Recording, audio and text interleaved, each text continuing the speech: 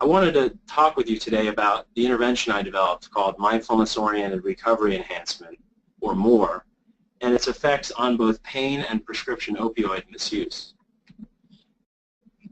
As you may or may not know, chronic pain is a staggeringly huge problem. Across the globe, more than one in 5 adults suffer from pain. And in America, chronic pain affects at least 116 million Americans per year. That's more than the total number of individuals affected by heart disease, cancer, and diabetes combined. This enormous problem also exacts a tremendous toll. Chronic pain costs an estimated $635 billion each year in medical bills, lost productivity, and missed work. To address this problem, the traditional medical system has attempted to use opioids to manage chronic pain. However, recent meta-analyses, and if you're not familiar, a meta-analysis is a synthesis of statistical data across a great number of studies. Recent meta-analyses suggest that opioids do not produce clinically important pain relief. So although individual patients may report some relief from opioids, on the whole, when examined across a great number of well-controlled studies, they don't seem to really provide very much relief at all. Nonetheless, the use of opioids has increased to a great extent, as has the misuse of opioids.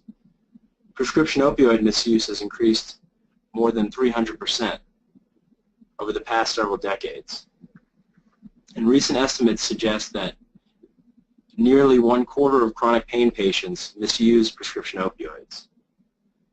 So what is opioid misuse? This is essentially the use of opioids in non-prescribed ways, such as taking opioids to relieve stress or anxiety, anger, or sadness, or taking opioids at higher doses than prescribed by one's physician. And new research suggests that both the use and misuse of long-term opioids significantly increases the risk of mortality. So this is a huge problem, but I think I offer you a story from my clinical practice. It may bring things into greater focus for us. So recently I saw a new patient. He came to me seeking help to deal with chronic pain. He had had a series of 5 failed back surgeries, and with each surgery had received escalating doses of opioids. He was still in pain. He knew the opioids were not a solution for him. He knew he was taking too much. But as he told me just poignantly, I just don't want to be in pain. My heart poured out to this gentleman. And I think to understand how we can help individuals like him, we need to understand the factors which undergird the problem of prescription opioid misuse among chronic pain patients. And notably, I think we need to focus on the process of hedonic regulation and dysregulation in this problem. So to understand this concept, I'd like to give you a little bit of background. So historically, in Western philosophy, pleasure and pain have been considered opposite poles on the balance of hedonic well-being, such that increasing experiences of pain come to outweigh the experience of pleasure in everyday life. However, modern neurobiological science suggests that these factors actually operate through a common emotional currency in the brain. In other words, both pleasure and pain are mediated by brain circuits that are essentially focused in the mesocorticolimbic dopamine system, as well as the endogenous opioid system. And these same brain circuits are activated and hijacked by addictive drugs. Multiple drugs of addiction, including alcohol, cocaine, heroin, etc., operate through this brain circuitry and co-opt this brain circuitry through an allostatic process in which repeated experiences of drug reward sensitize the brain and come to outweigh the experience of natural reward from healthy natural pleasures in everyday life, such as the sight of a beautiful sunset, the taste of a delicious, healthy meal, or the warmth of the hand of a loved one, or a hug from a family member. These natural rewards come to be less rewarding over time as an individual becomes further and further ensnared in the allostatic process of addiction. So to understand the role that hedonic dysregulation plays in the downward spiral linking chronic pain to opioid misuse, my colleagues and I developed a theoretical model, which we published several years ago in the journal Neuroscience and Biobehavioral Reviews. And the model goes something like this. The recurrent experience of pain eventually comes to lead an individual to fixate their attention on painful sensations in their bodies and to ruminate about the experience of pain. This attentional fixation and rumination then drives stress and increases negative emotions. When patients take opioids, the opioids may not only alleviate pain, but they also temporarily alleviate stress and negative emotion. And thus, through the process of negative reinforcement conditioning, come to strengthen the habit of opioid use. As this habit becomes stronger over time, individuals may develop an opioid attentional bias, that is, a hyperfixation of attention on opioid-related cues, like the sight of the pill bottle in the medicine cabinet each morning when one brushes their teeth, or the sight of the pharmacy where one picks up his or her opioid prescriptions. These opioid-related cues can drive opioid craving irrespective of the need to obtain pain relief. When patients take opioids, opioid use may not only alleviate pain and negative emotion, but may also temporarily alleviate opioid craving and thus further strengthen the addictive habit. In some patients, they may develop hyperalgesia as a result of recurrent use of opioids, sensitizing the brain to pain, as well as insensitivity to natural reward, leading to opioid dose escalation as a means of obtaining a sense of well-being, and ultimately resulting in the loss of control over opioid use that is characteristic of opioid addiction. Clearly, not all chronic pain patients who take opioids become addicted. That's actually a very small subset of patients. And as I reported to you earlier, new data suggests that only 1/5 to 1/4 of patients misuse opioids. But nonetheless, for a select set of individuals, this downward spiral process may get them into trouble. And to illustrate these hedonic dysregulatory processes, I'd like to discuss with you some data that's newly coming out of my lab. We employed an emotion regulation task that was designed to assess a person's ability to reappraise the meaning or significance of negative cues, negative emotional cues that were designed to induce feelings of fear or sadness or anger. This task also assessed patients' ability to savor positive emotional cues, that is, to enjoy the sense of pleasure that comes from looking at images representing pleasant daily experiences. In this task, patients were asked to either reappraise or attend to negative photographs, or to savor or attend to positive photographs. During the task, we measured psychophysiological responses. We were mostly focused on heart rate variability, which is an index of parasympathetic nervous system control during emotional responding. And we found that chronic pain patients who misuse opioids exhibit marked deficits in heart rate variability during the emotional conditions of the task. These differences were evident when chronic pain patients attempted to regulate their negative emotions and to increase positive emotions in response to positive cues, as well as when patients were viewing positive cues. However, I would note here that there was no difference in heart rate variability while patients were viewing negative cues. So this suggests that opioid misusing chronic pain patients showed deficits in emotion regulation and also deficits in the ability to respond emotionally to positive events and experiences in their lives, thus indicating hedonic dysregulation. So to address this problem, we need new interventions, targeted interventions. And to that regard, I developed mindfulness-oriented recovery enhancement, which is an integrative treatment strategy for hedonic dysregulation among chronic pain patients prescribed opioids. MORE aims to enhance three key therapeutic processes: mindfulness, reappraisal, and savoring. I'd like to give you a little background on each one of these therapeutic processes now.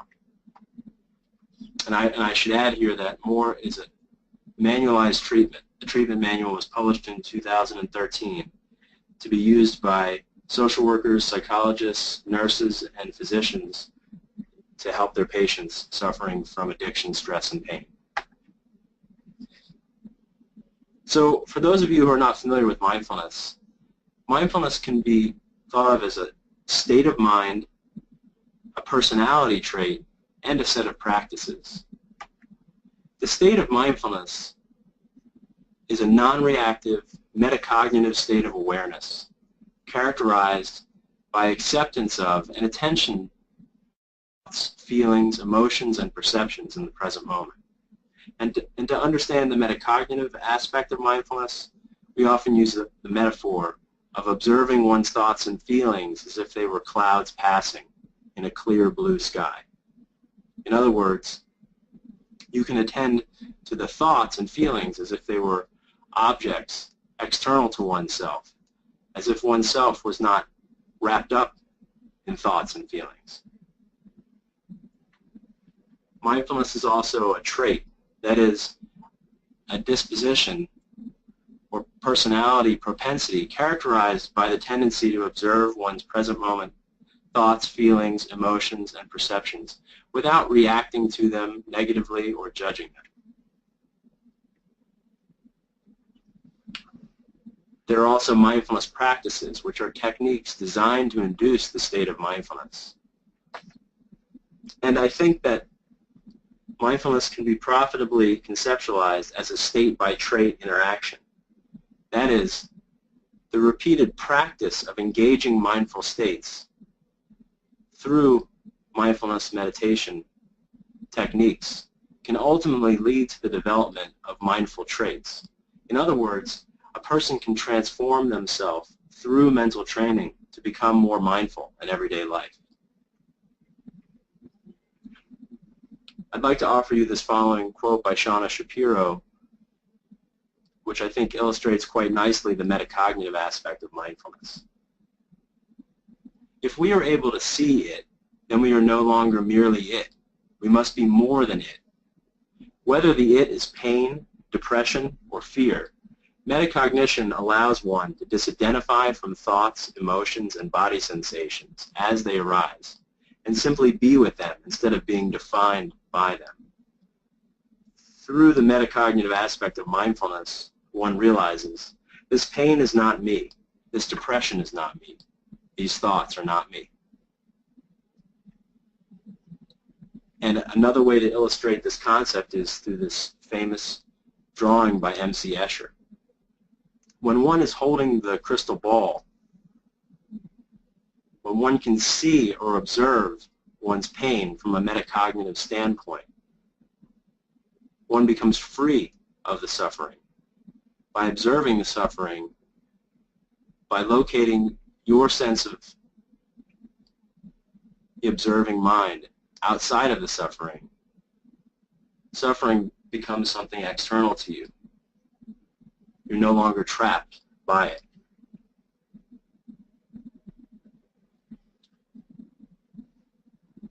Mindfulness-oriented recovery enhancement also focuses on reappraisal as a means of coping with pain and negative emotions.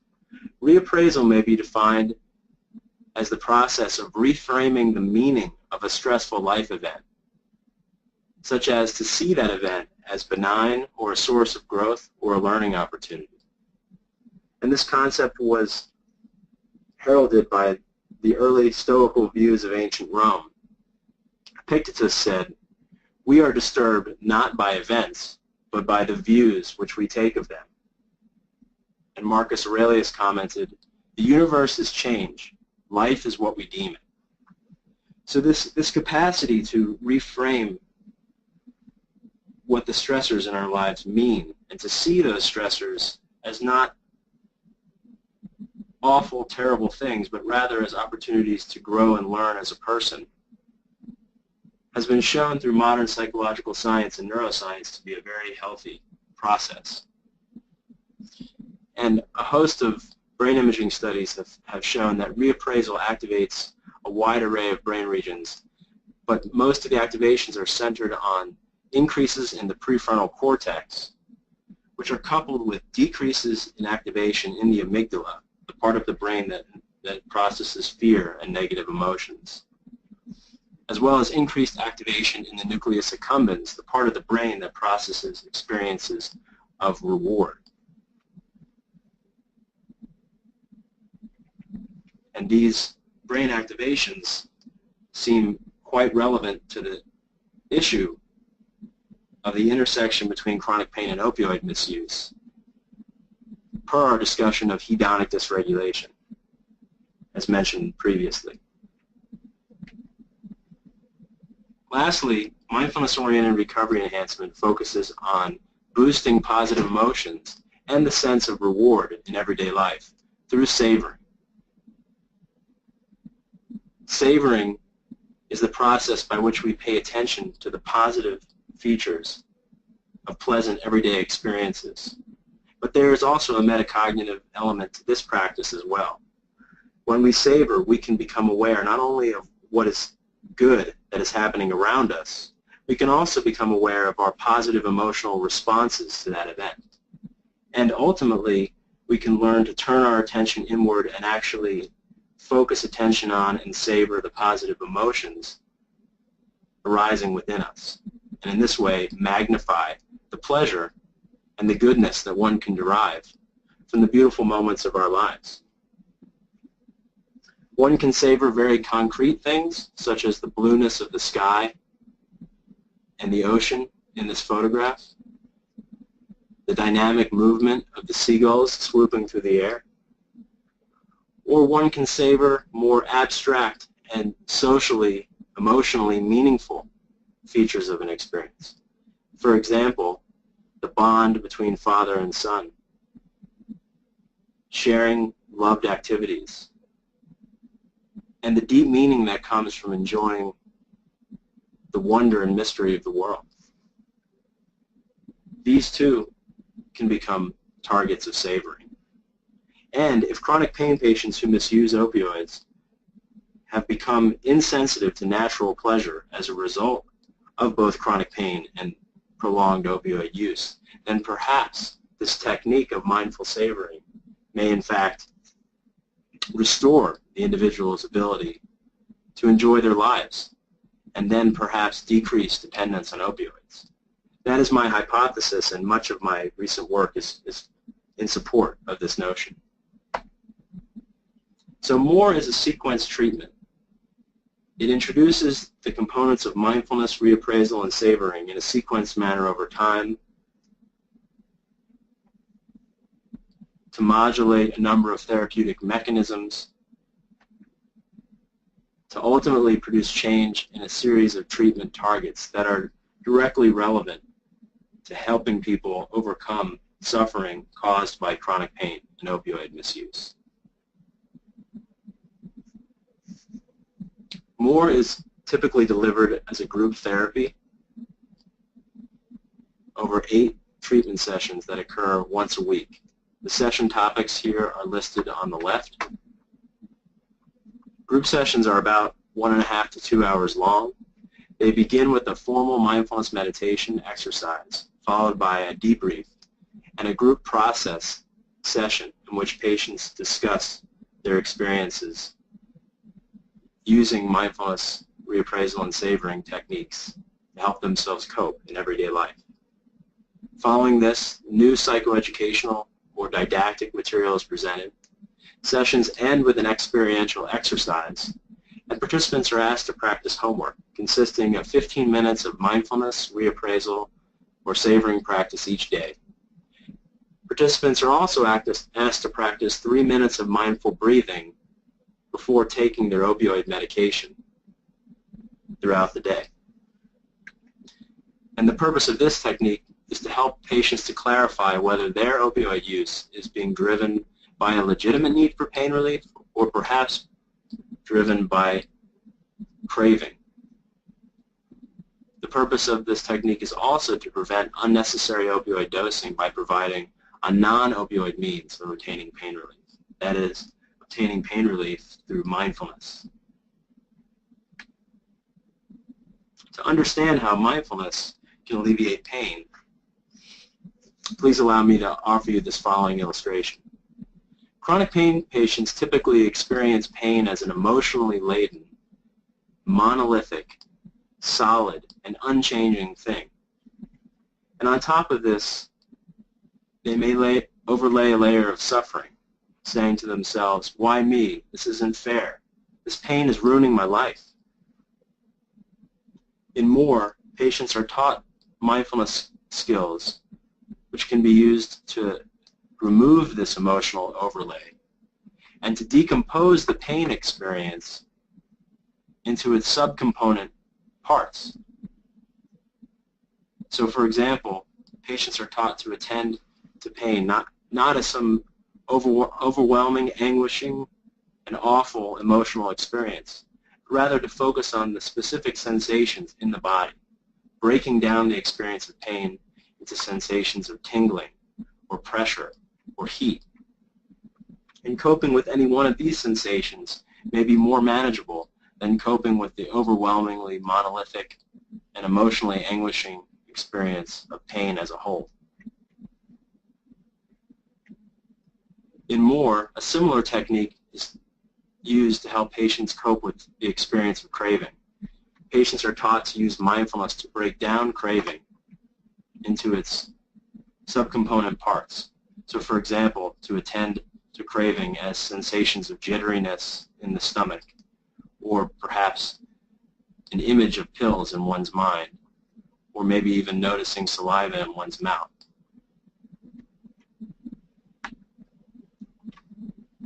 Now I'd like to talk with you about research on these techniques. I'm going to summarize results across a number of studies that are listed here. I conducted an NIH-funded randomized controlled trial of MORE as a treatment for chronic pain patients who are receiving long-term opioid therapy for pain. 115 chronic pain patients who had taken opioid analgesics for more than 3 months were randomly assigned to receive either 8 weeks of mindfulness-oriented recovery enhancement or 8 weeks of a support group led by a master's level therapist. Outcomes were assessed pre- and post-intervention, as well as in a 3-month follow-up. And assessments were quite comprehensive. They consisted of a psychiatric interview, a battery of self-report measures, a suite of cognitive tasks, a psychophysiological measurement protocol, and ecological momentary assessment, which is a big word that basically means measuring people's responses, including their pain and their mood state, multiple times a day through the use of symptom diaries. With regard to the characteristics of the sample, the majority of participants were middle-aged females who were predominantly white or African American. Most of the participants came from a low socioeconomic strata. They were employed part-time or not at all. On average, patients had been in pain for more than 10 years. And 72% were at risk for prescription opioid misuse, as indicated by their scores on a validated instrument. The most common pain condition reported by the sample was low back pain, followed by fibromyalgia. And participants in the study reported a wide array of psychiatric difficulties, including major depressive disorder and generalized anxiety disorder. With regard to the findings, we found that more led to significantly greater reductions in pain-related functional interference than the support group, and these effects were strengthened by the 3-month follow-up. Pain interference is a measure of how much pain interferes with a person's general activity level, their mood, their walking ability, normal work, relations with other people, sleep, and enjoyment of life. We also found that more led to statistically significant yet modest reductions in pain severity that were strengthened by the 3-month follow-up.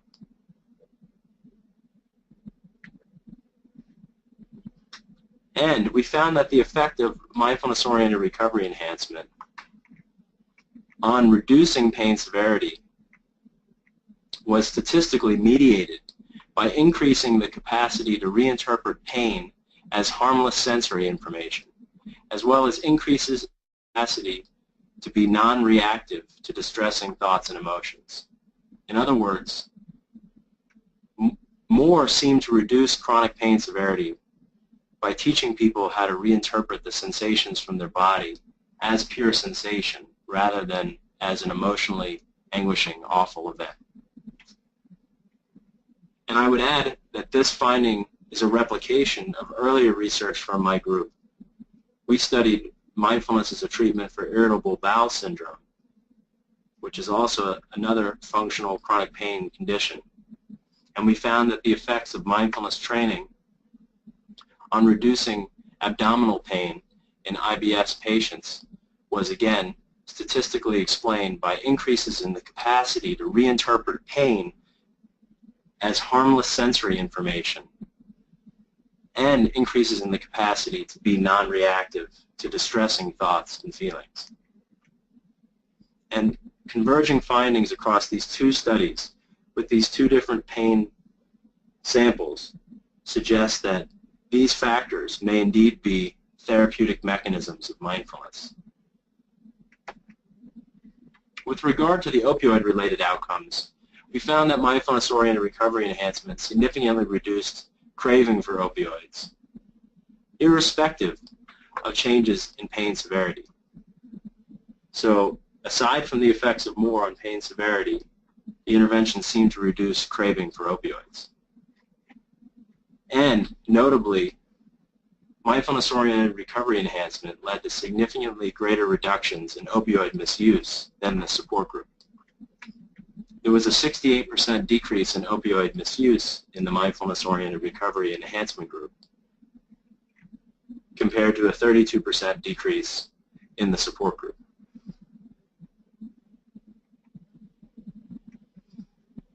Now, I conduct, in addition to clinical research, I dabble in neuroscience, and I use neuroscience measures to help assess the factors that might explain the linkage between chronic pain and opioid misuse. So, specific to today's talk, I employed a dot probe task to assess attentional and autonomic indices of hedonic regulation. And hold on to your lunch, because I'm about to show you a fairly graphic photograph. In this task, participants are presented with a computer screen that's split in two. On one side of the screen is a pain-related photograph, and on the other side of the screen is a neutral photograph. These photos are presented for a brief amount of time, either one-fifth of a second or 2 seconds long, and then they disappear and are replaced by a dot. The participant's task is to choose the side with the dot. If the dot shows up on the left-hand side of the screen, participants press the left arrow. If the dot shows up on the right-hand side of the screen, participants press the right arrow, and the computer measures reaction times. It turns out that a large body of research suggests that chronic pain patients are faster to find the dot when it replaces a pain photograph relative to when it replaces a neutral photograph. And this provides an objective index of attentional bias, or how fixated a person's attention is on pain-related information. In the present study, we also employed pairs of neutral photographs and positive photographs, naturally rewarding photographs, and pairs of opioid-related photographs and neutral photographs. And incidentally, I conducted some earlier research that showed that chronic pain patients who misuse opioids are faster to find the dot when it replaces an opioid photograph compared to when it replaces a neutral photograph. In other words, opioid misusing chronic pain patients show an attentional bias or a fixation of attention on opioid-related cues. So we wanted to understand to what extent can mindfulness-oriented recovery enhancement change attentional and physiological responses to these types of cues. And we found that more led to significant reductions in the pain attentional bias. And individuals who showed the greatest decreases in the pain attentional bias felt that they had the greatest ability to control their pain. We also found that more led to significantly greater reductions in the opioid attentional bias than the support group, and that patients who showed the greatest decreases in the opioid attentional bias also showed the greatest improvements in opioid misuse across treatment. During this task, we measured autonomic responses, namely heart rate, and we found pretty dramatic results. I don't think you really need to know statistics to see that something big is going on here in this graph. So let me just take a moment to break this down for you. The mindfulness-oriented recovery enhancement group is represented by the blue bars, and the support group is represented by the red bars. Here you can see that across all three cue conditions, mindfulness-oriented recovery enhancement led to significantly greater decreases in heart rate response during cue exposure. However, there was no difference in heart rate response during the resting baseline. This suggests that mindfulness-oriented recovery enhancement doesn't produce a mere relaxation response, but rather changes one's emotional response while paying attention to emotional information. And to understand what this means, we asked patients to rate how arousing they felt the photographs were. Not surprisingly, decreases in heart rate response to the opioid photos and the pain photos were correlated with decreased arousal for those photographs. In other words, patients felt less stimulated by the opioid photographs and the pain-related photographs, and evidenced greater heart rate decreases. However, we found the opposite pattern to the pleasure photographs. Patients who showed the greatest heart rate decelerations to the pleasure photographs reported the greatest increases in arousal to those photographs. In other words, they reported being more stimulated by natural pleasure. And we conducted a heart rate variability analysis and found a similar pattern, that across the board, the MORE group showed significantly greater heart rate variability to all three cue conditions, but this effect was most pronounced to the pleasure cue condition.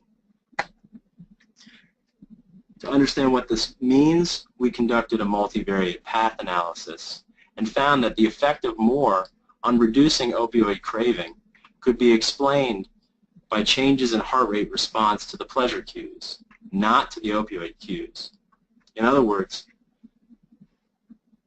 MORE seems to reduce opioid craving by enhancing heart rate responses to pleasure cues, suggesting that MORE may reduce opioid craving by enhancing natural reward processing and reversing the hedonic dysregulation implicated in the downward spiral linking chronic pain to opioid misuse. And we found converging support for this hypothesis in our EEG data. We conducted an EEG analysis while patients were viewing naturally rewarding, pleasurable photographs, and found that more led to significant increases in EEG response while viewing naturally rewarding photographs compared to the support group. This increase in brain response to naturally rewarding photographs was correlated with reduced opioid craving, again suggesting that mindfulness-oriented recovery enhancement increases physiological sensitivity to natural pleasure, and that by doing so, this may reduce an addictive propensity towards opioids. We also found that patients who showed the greatest increase in brain response to natural pleasure reported the greatest decreases in pain severity, suggesting that teaching patients to savor what's good in life may actually provide a means of helping them to cope with pain. And as I indicated earlier, we ask patients to fill out diaries each day to record their level of pain and their mood state throughout the day over the course of the 8 weeks of treatment. And we found that mindfulness-oriented recovery enhancement led to significant decreases in pain intensity and significant increases in positive emotions over the course of treatment. Not only that, patients who received mindfulness-oriented recovery enhancement were better able to regulate their moods and keep their moods stabilized towards a positive mood state. This ability to increase and stabilize one's mood towards the positive was predictive of opioid misuse.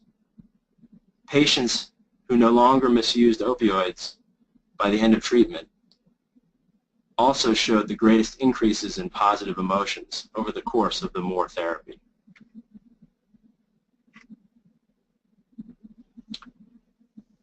And I want to mention to you some other data from a different application of MORE, which is directly relevant to this hypothesis that increasing sensitivity to natural pleasure may reverse the hedonic dysregulation inherent in addiction and provide a potential treatment for addictive behavior. So this data comes from a study conducted by my colleagues and I. This is an fMRI study doing brain imaging of nicotine-addicted smokers who received mindfulness-oriented recovery enhancement. And these patients were asked to participate in fMRI scanning while viewing and savoring naturally rewarding positive photographs. And we found that following training with mindfulness-oriented recovery enhancement, individuals showed heightened brain activation in the ventromedial prefrontal cortex and the ventral striatum while savoring naturally rewarding photographs.